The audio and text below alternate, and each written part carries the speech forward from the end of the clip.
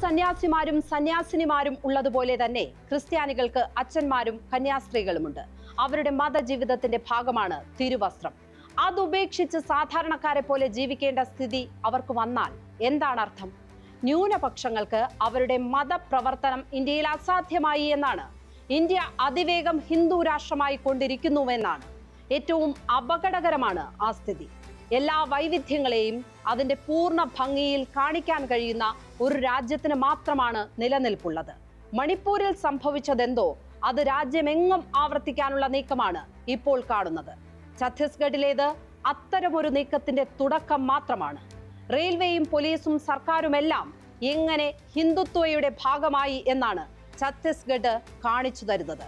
ഹിന്ദുവല്ലാത്തതൊന്നും നിലനിൽക്കേണ്ടതില്ല എന്നല്ലാതെ മറ്റെന്താണ് ആ പ്രഖ്യാപനത്തിന്റെ അർത്ഥം?